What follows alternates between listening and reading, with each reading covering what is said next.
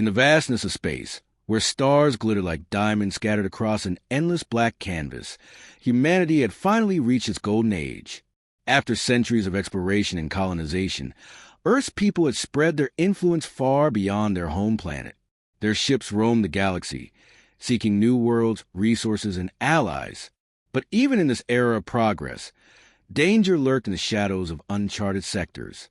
Captain Jeho Kim stood on the bridge of his flagship, the Taegu, staring at the swirling colors of a nearby nebula.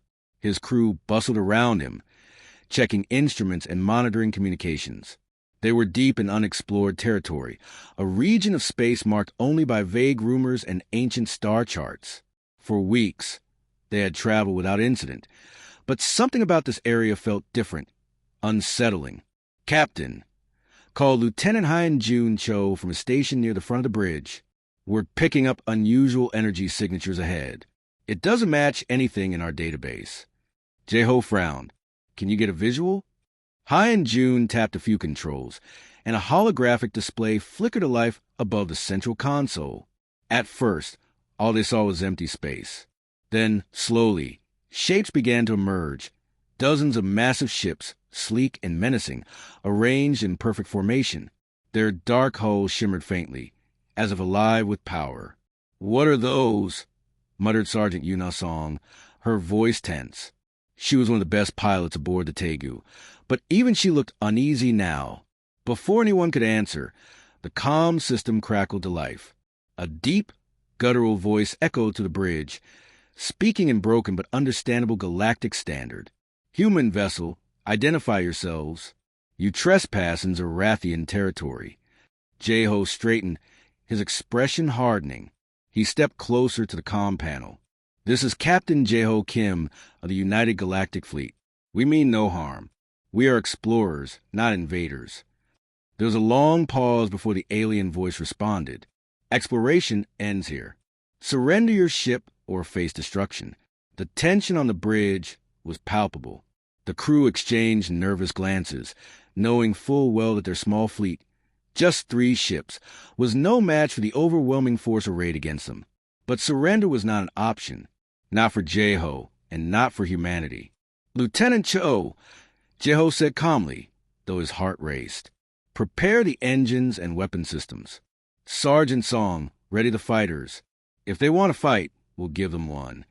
"Yes, sir," both officers replied in unison. On the main screen, the lead alien ship, a colossal behemoth bristling with cannons, began moving forward. Its surface rippled unnaturally, as though it were made of liquid metal.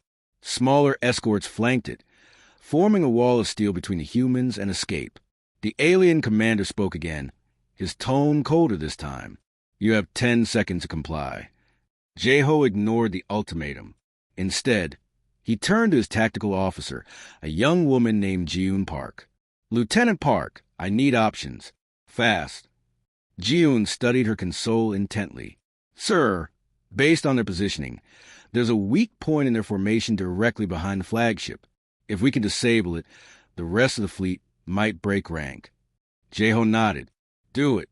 As the countdown ticked away, the crew worked with precision. Hyen Jun rerouted power to the engines, while Yuna coordinated with the fighter squadrons. Jiun programmed targeting algorithms into the ship's main cannon, preparing for a single devastating shot. When the timer hit 0, the aliens opened fire. Bright beams of energy lanced through space, narrowly missing the Taegu as it banked sharply to avoid destruction. The smaller human ships followed suit, weaving erratically to confuse their attackers. "Return fire," Jeho ordered. The Taegu unleashed a barrage of missiles and laser blasts, striking several enemy vessels. Though the Zorathians absorbed most of the hits without issue, the attack bought precious time for the humans to execute their plan. "Target locked," June announced.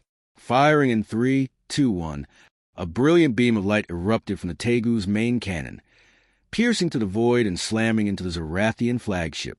The impact was catastrophic. The alien vessel shuddered violently, its once smooth surface cracking and bubbling like molten glass. Within moments, it exploded in a fiery burst, sending shockwaves through surrounding ships. Silence fell over the battlefield.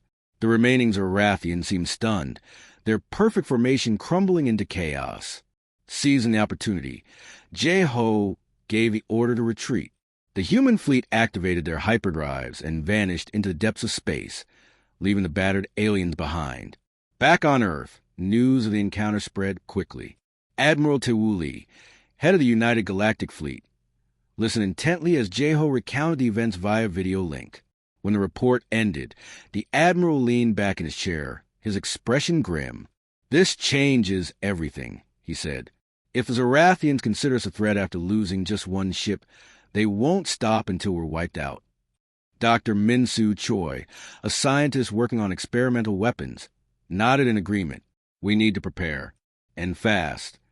For now, humanity had survived its first brush with the Zorathians.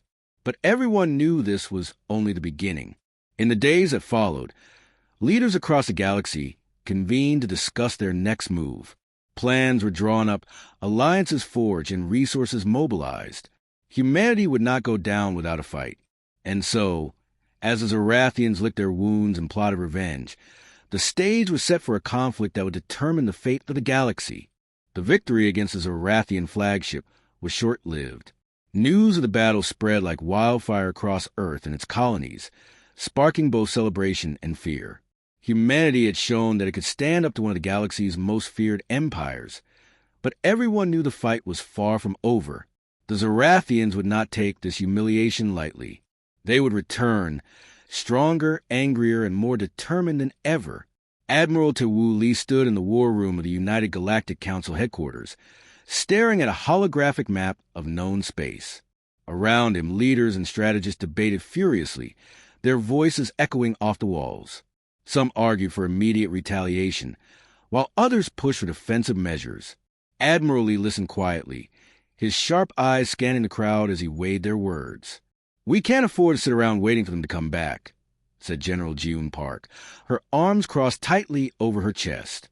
She was a no-nonsense woman with years of experience leading troops into battle. Her voice carried authority, silencing the room momentarily. "If we don't act now, they'll crush us when they return."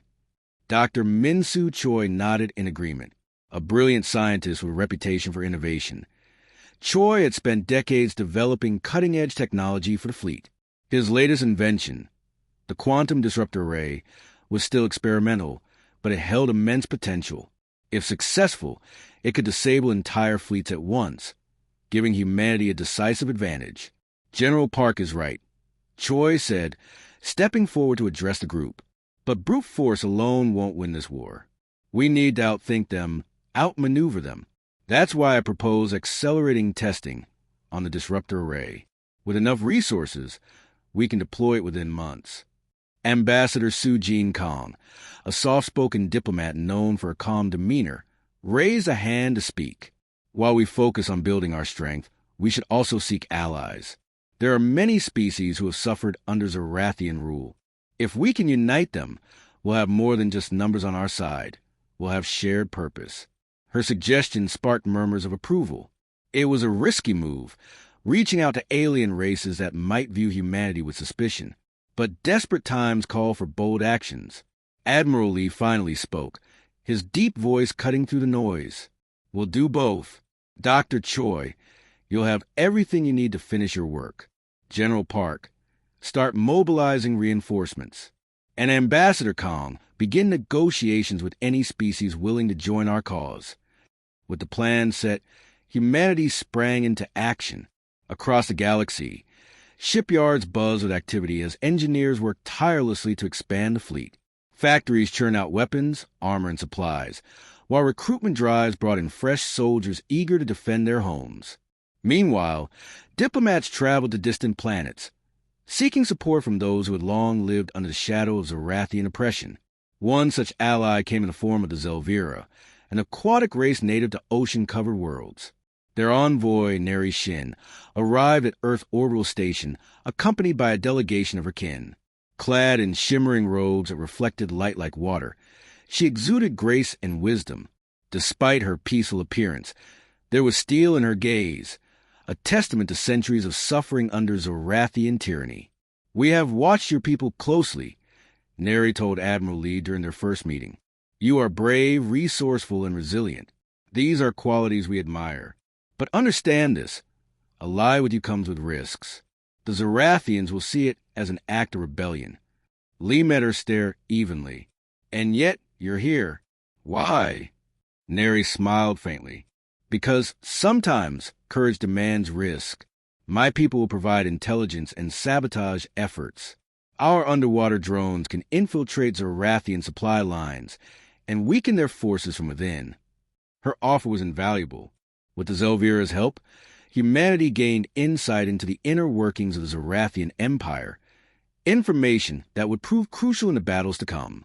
Back on Earth, Lieutenant Hyen Jun Cho worked day and night alongside Dr. Choi to refine the quantum disruptor array. The young engineer threw himself into the project, driven by a sense of duty and the memory of friends lost in previous conflicts. Though the device was complex, requiring precise calibration, Hyen Jun's brilliance shone through as he solved problem after problem. "This thing has to work," he muttered late one night, staring at a glowing console filled with data streams. "It has to." Nearby, Sergeant Yuna Song trained fighter pilots in simulated combat scenarios. Her squadron had played a key role in the initial skirmish, and she was determined to ensure they were ready for whatever lay ahead. Under her guidance, rookie pilots transformed into skilled warriors capable of holding their own against even the most advanced enemy ships. As preparations continued, Captain Jeho Kim returned to active duty. Though hailed as a hero for his actions during the first encounter, he remained humble, focusing instead on what needed to be done. He oversaw the integration of new recruits into the fleet, sharing lessons learned from his experiences in uncharted space. "You all know what's at stake," Jeho told a group of cadets gathered in a briefing room. "This isn't just about protecting Earth or our colonies. This is about standing up for freedom, for ourselves, and for every species oppressed by the Zorathians. When the time comes, I expect each of you to give everything you've got, because failure isn't an option." His words resonated deeply with the young recruits, many of whom had never faced real combat before. Inspired by his leadership, they vowed to rise to the challenge. Months passed, and humanity's efforts began to bear fruit.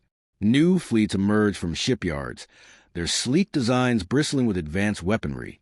Soldiers drilled endlessly, honing their skills until they operated like clockwork. Diplomatic missions yielded results, bringing several alien species into the fold.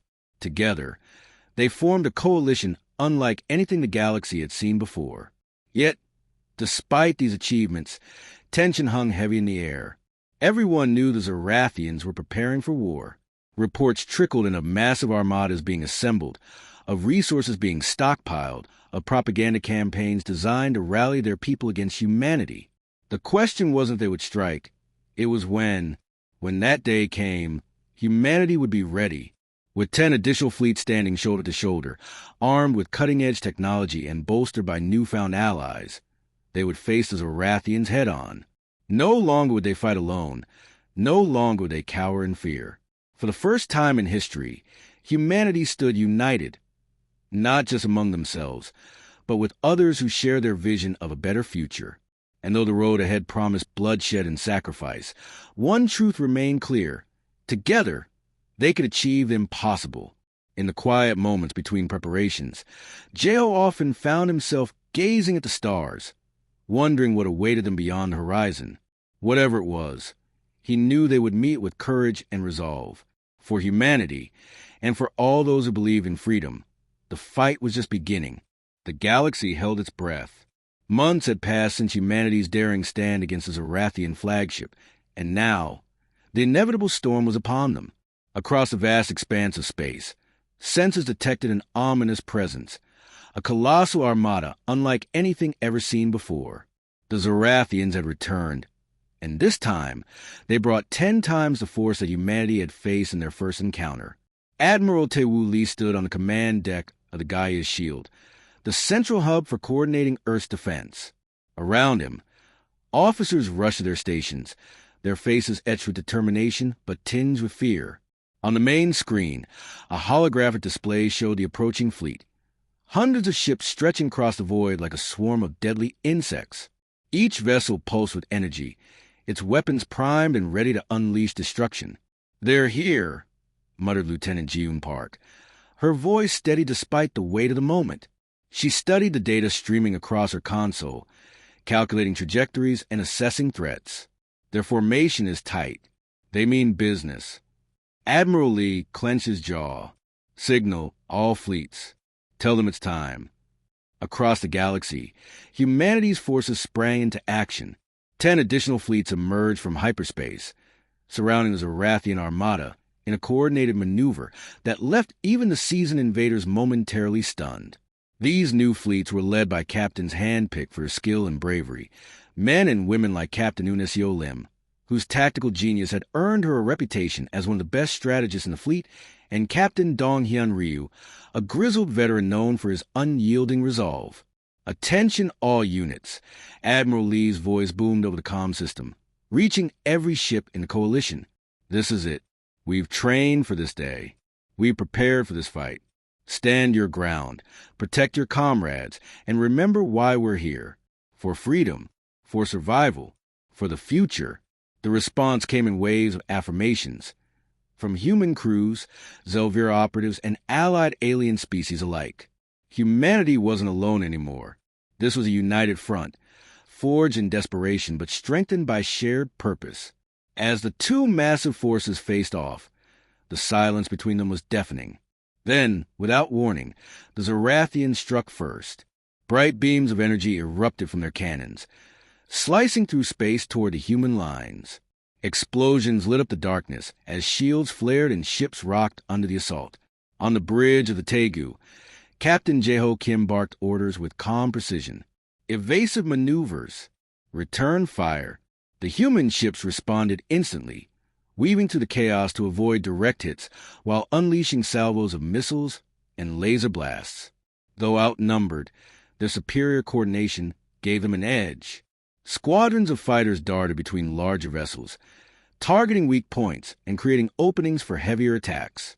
Sergeant Yuna Song led her squadron with unmatched skill, her nimble craft twisting and turning as she evaded enemy fire.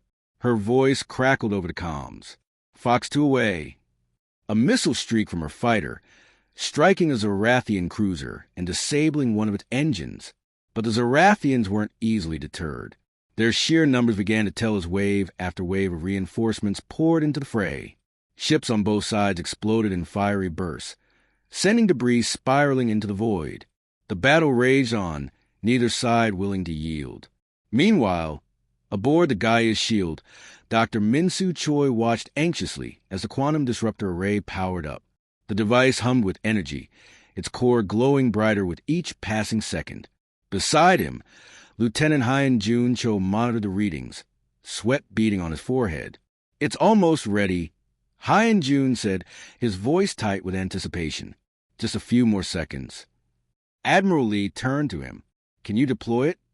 "Yes, sir, but we'll need to get close enough to target their command center." Lee nodded. "Do it."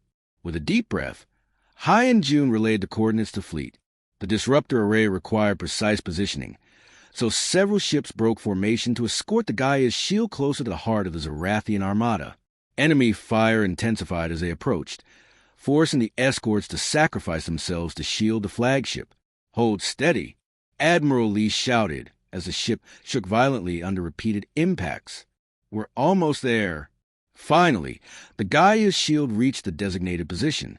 Hyen Jun activated the disruptor array, and a pulse of energy surged outward, invisible but devastating. Across the battlefield, Zorathian ships faltered as their systems failed. Weapons went offline, engines sputtered, and communication links collapsed. For a brief moment, the tide of the battle shifted dramatically. Seizing the opportunity, Captain Joe Kim ordered a full-scale assault. "All units, push forward. Hit them hard while they're vulnerable." The human fleet surged ahead, capitalizing on the disruption caused by the array. Fighters swarmed enemy ships, peppering them with relentless fire. Capital ships unleashed barges of torpedoes, tearing through the disoriented Zorathian ranks. Even the Zelvira contributed, deploying underwater drones that infiltrated damaged vessels and sabotaged critical systems from within. Amidst the chaos, Captain Unesio Lim executed a daring maneuver, leading her fleet in a flanking attack that cut off a large portion of the Zorathian force from the rest of the armada. Trapped and unable to retreat, the isolated ships became easy targets for concentrated fire. Despite the setbacks, the Zorathians fought back with ferocity. Their leader, Emperor Krylos, personally commanded the counterattack from his flagship, a monstrous vessel bristling with weaponry. From its bridge, he issued orders with cold efficiency, rallying his troops and directing fresh assaults. "We will not falter," Krylos roared, his voice filled with rage. "Destroy them all."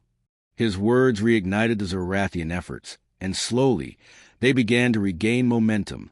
Damaged ships repaired themselves using self-healing technology, and those unaffected by the disruptor array regrouped to launch renewed waves of attacks. Back on the Tegu, Captain Jeo Kim knew the battle was far from over. He glanced at the holographic display, noting how the Zorathians were adapting to the disruption. "Lieutenant Park," he said sharply, "we need to take out their command ship.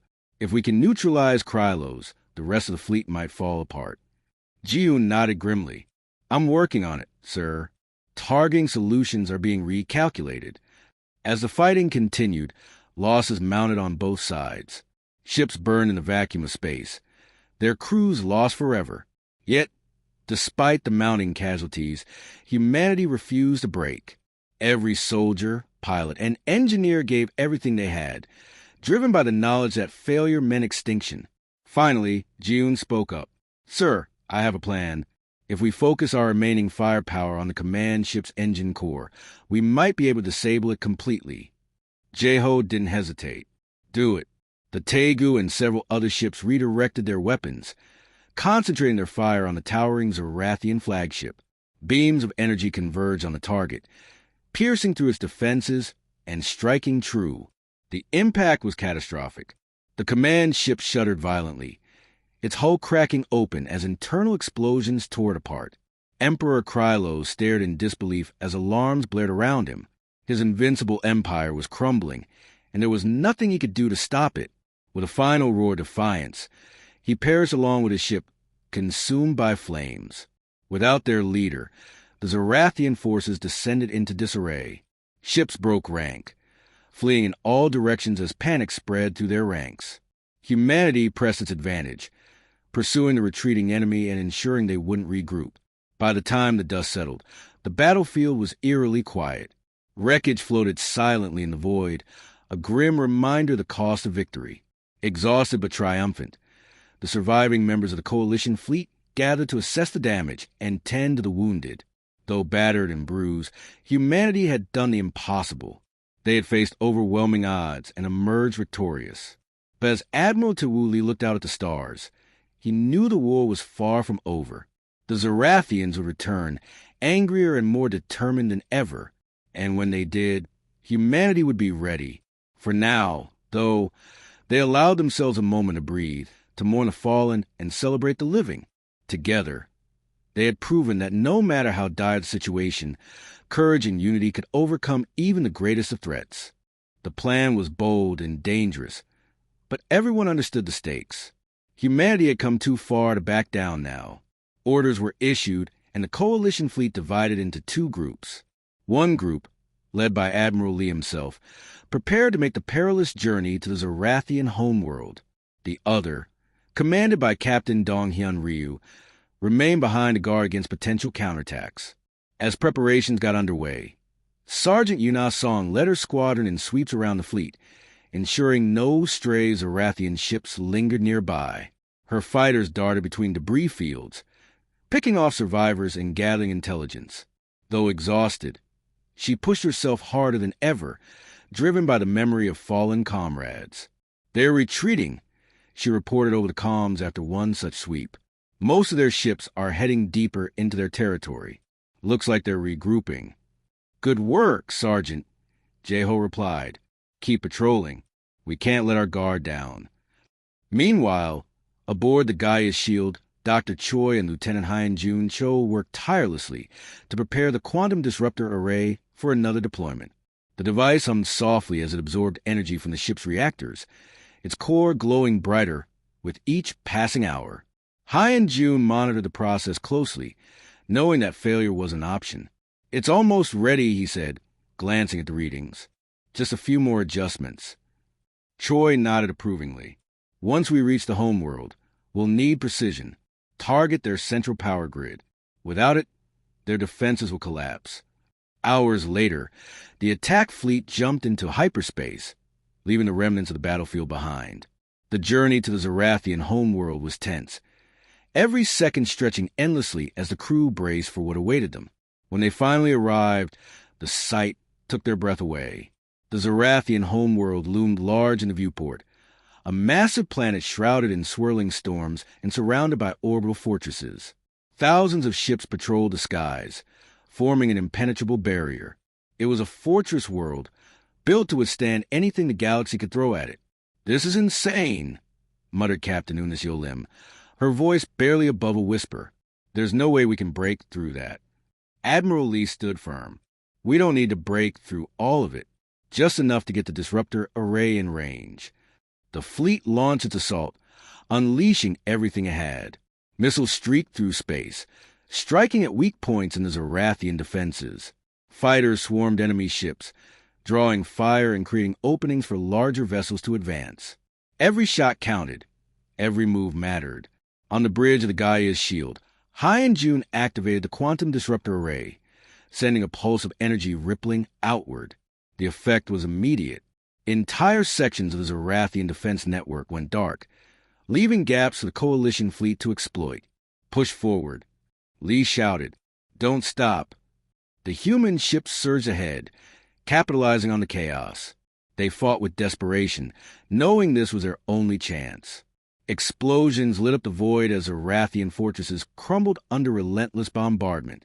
Slowly but surely, the path to the planet's surface cleared. Captain Jeho Kim led a daring raid on the Central Command Center, piloting a small strike team through the weakened defenses. His ship shook violently as it descended through the atmosphere, dodging anti-aircraft fire and ground-based turrets. Beside him, Lieutenant June Park coordinated the attack, guiding the team toward their objective. "This is it," Jeho said as they approached the command center. "Everyone stay sharp." The team landed amidst a hail of gunfire, storming the facility with weapons drawn. Inside, they encountered fierce resistance, but nothing could stop them now. Room by room, they fought their way deeper into the complex until they reached the control room. There, standing defiantly, was Supreme Commander Valak, one of the architects of the Zarathian invasion. He sneered at Jeho, raising a weapon. "You think you've won? This changes nothing." Jeho didn't respond. Instead, he charged forward, engaging Valak in brutal hand-to-hand combat. The two men clashed furiously, trading blows as alarms blared around them. Bloody but unbroken, Jeho finally gained the upper hand, delivering a decisive strike that sent Valak crashing to the floor. Breathing heavily, Jeho activated the self-destruct sequence for facility.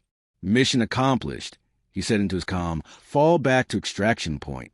As the team retreated, the command center exploded in a fiery inferno, crippling the Zarathian infrastructure. Above, the Coalition fleet began pulling back, their mission complete. The Zarathian homeworld lay in ruins, its defenses shattered and its leadership decimated. When the dust settled, Emperor Krylo's successor broadcast a message across the galaxy. The Zarathian Empire surrendered. Humanity and its allies had achieved the impossible. They had turned the tide of the war and secured their place among the stars.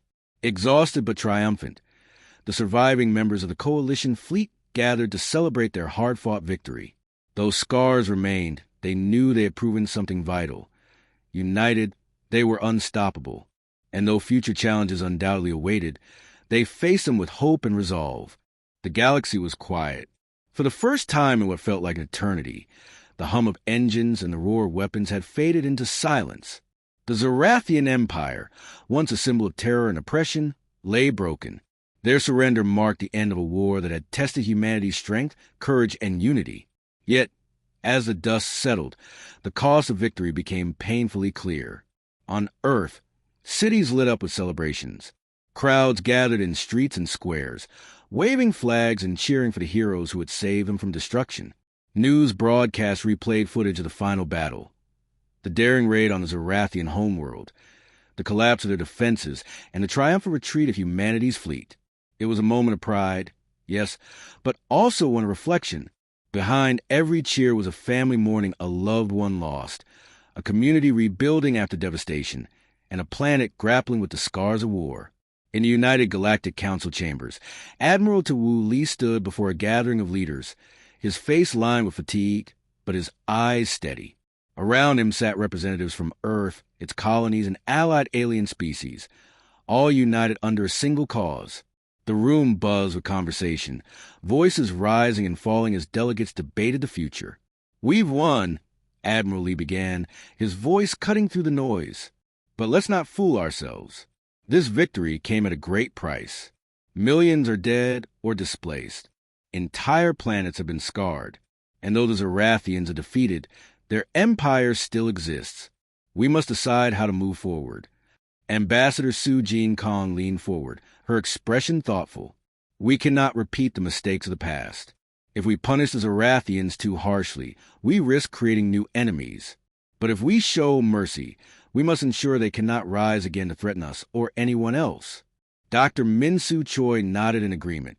"Their technology is advanced, far beyond anything we've seen. If left unchecked, it could fall into the wrong hands.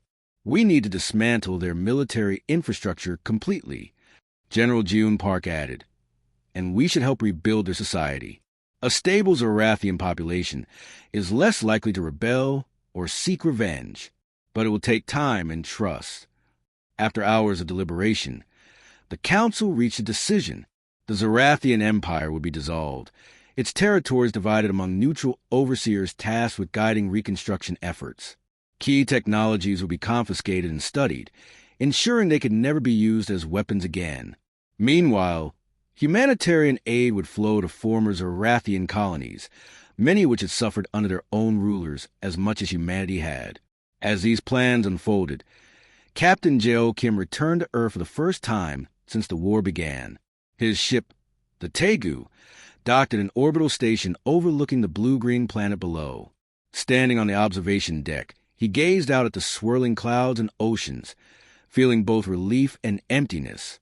He had fought so hard to protect this world, yet now that peace had arrived, he wondered where he fit into it. "Captain," a soft voice called behind him.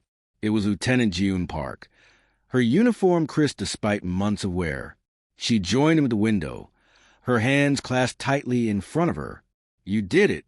You saved us all." Jae-ho shook his head. "No, we did it. Every soldier, every engineer, every pilot, they're the real heroes. I'm just glad it's over." June hesitated before speaking again. "What happens now? For you, I mean..." He shrugged. "I don't know. Maybe I'll retire. Spend some time on solid ground for a change." He smiled faintly. "Or maybe I'll keep flying. There's always more work to do." Elsewhere, Lieutenant Hyun Jun Cho worked tirelessly alongside Dr. Choi to document the quantum disruptor array's capabilities. Though the war was over, they knew the technology could shape the galaxy's future, for better or worse. Together, they wrote reports detailing its uses, limitations, and potential risks, ensuring humanity approached such power responsibly. "This isn't just about winning wars," Choi reminded Hyun Jun as they pored over schematics late one night. "It's about using what we've learned to build something better, something lasting." Hyun Jun nodded. "I just hope people remember that." Meanwhile, Sergeant Yuna Song walked through a memorial garden dedicated to fallen pilots. Rows of stone markers stretched out before her, each engraved with name and rank.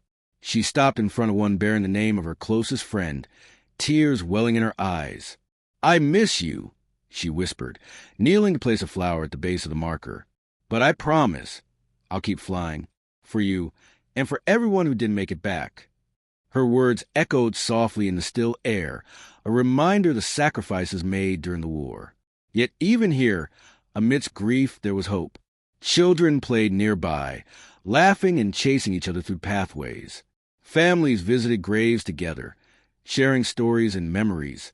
Life went on, carrying the torch passed down by those who had given everything.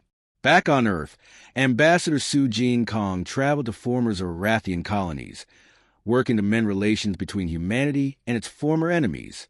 Her journey took her to worlds ravaged by decades of exploitation, where distrust ran deep. But slowly, through acts of kindness and cooperation, bridges began to form. People saw that humanity wasn't seeking domination, it wanted partnership. One such meeting occurred on a desert planet inhabited by the Valicans, a subspecies of the Zorathians known for their resilience. Their leader, a woman named Kayla, greeted Kong cautiously. "Why should we trust you?" she asked bluntly. "Your kind destroyed our empire." Kong met her gaze without flinching. "Because we understand suffering. Because we want to heal, not harm. Together, we can create something stronger than fear or hatred." Kayla considered her words for a long moment before nodding. "Then show us." "Prove it." Across the galaxy, similar dialogues unfolded. Old wounds began to heal, replaced by tentative alliances and shared goals. Humanity's reputation shifted from conquerors to peacemakers, earning respect and admiration from those who had once feared them. Months turned into years, and the galaxy entered a new era. The scars of war remained visible, in ruins yet to be rebuilt, in hearts still burdened by loss. But so too did the seeds of renewal. New trade routes opened, connecting distant civilizations. Scientists collaborated on projects that pushed the boundaries of knowledge. Artists and storytellers celebrated the triumph of unity over division. Admiral Lee retired from active duty, content to watch the next generation take the reins. "They'll do fine," he told himself as he watched young cadets train aboard sleek new ships. Better than fine. Captain J.O. Kim eventually found his place, splitting his time between teaching aspiring officers and exploring uncharted regions of space. His legend grew, inspiring countless others to follow in his footsteps. Yet he remained humble, always quick to remind people that heroism wasn't about individual glory. It was about standing together when it mattered most. And so, as stars continued to shine and planets spun in their endless orbits, humanity looked toward the future with cautious optimism. They had faced annihilation and emerged stronger, not because of superior weapons or strategies, but because of their willingness to fight for one another. The Zorathians had trembled before one fleet. Then humanity arrived with 10 more. But in the end, it wasn't the size of their forces that defined them. It was their spirit, a spirit that refused to give up, to give in, or to lose sight of what truly mattered. For freedom, for survival, for the future. That was humanity's legacy.